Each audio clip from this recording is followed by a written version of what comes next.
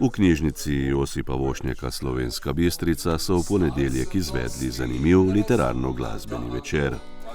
Gost je bil Jernej Dirnbek, ki ga najbolj poznamo kot kitarista in pevca skupine Midva, v zadnjih letih pa tudi kot avtorja 3 romanov. Najbolj zanimivo pri začetku te zasedbe je, da je bila čisto neambiciozna. Z enim mojim prijateljem, vrstnikom in sosedom, 2 hiši stran stanoval v Fiki, sva se ene počitnice začela malo hecati in poskušati glasbeno ustvarjati, ampak praktično brez vsake ambicije, da bi se to dopadlo še komu razen naju 2.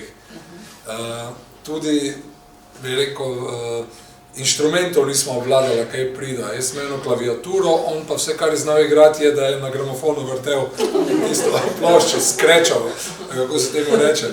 Ampak je imel pa nek občutek za pesem. In v naslednjih nekaj mesecih smo ustvarili ene 5 ali pa 6 avtorskih skladb, ker seveda s to opremo nismo tudi približno mogla igrati kakšne tuje.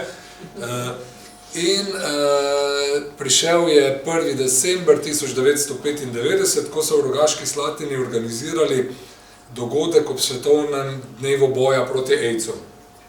In to je bil pač nek glasbeni dogodek, Društvo mrtvih pesnikov je igralo, še nekaj lokalcev je imelo en kratek program in ko sva zvedla, smo se ponudila, da bi tudi Midva odigrala tam teh najinih 5 pesmi, kar sva jih imela, so rekli ja.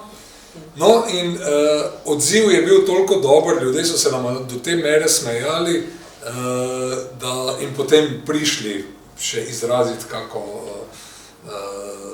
besedo pohvale, da sva rekla, ja nič, pa da gremo eno od teh pesmi posneti.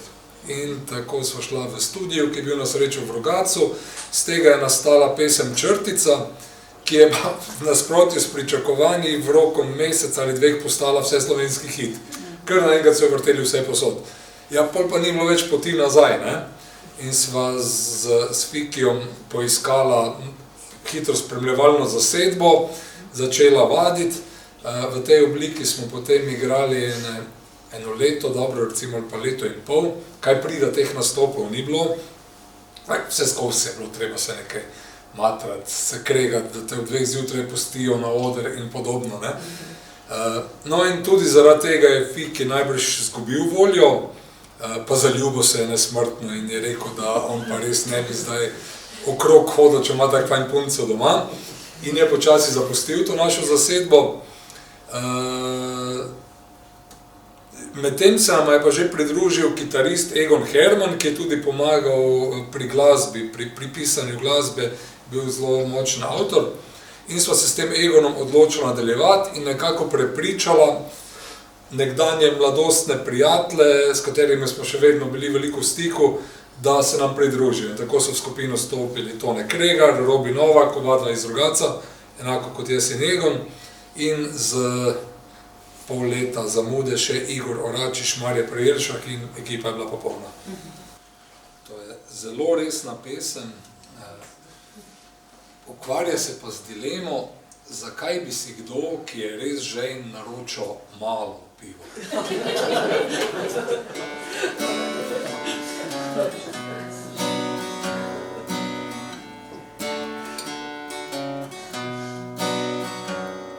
Star sem dosti in razumem, da kdo pač raje svojo klet dvorišče od izletov tuje kraje. Da je ponj življenja boljši avto od soseda, drag bicikl in fasada barve sladoleda. Šteka maratonce, lovce, Jehovine priče. Toda vetrnice le pri nas morijo ptiče. Da so naše avtoceste dražje kot tujini in da vlaki vozijo še zmer prvi brzini. Vse razumem, nekaj pa mi je nepredstavljivo, kak ma lahko kdo na svetu raje malo pivo.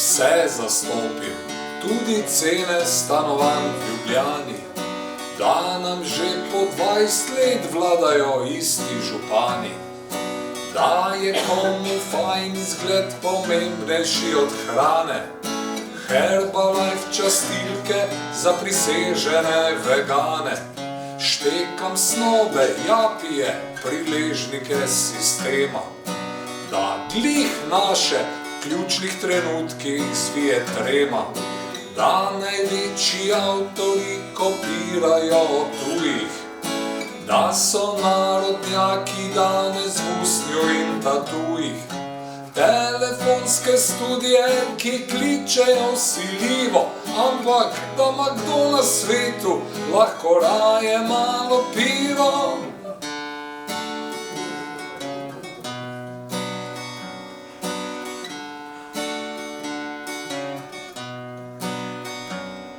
Razumem vse, ki jih novice spravijo do besa, da je modro biti tiho v dnevih PMS-a, da je treba vstati pred 5, kadar greš v planine, da si po obisku Stožic zaželiš tišine, tudi da je mladim več doneta kot od družbe, da bo letos sneg spet presenetil cestne službe, pa da so najbogatejši včasih najbolj bogi, da še nismo zreli, da živeli bi v slogi.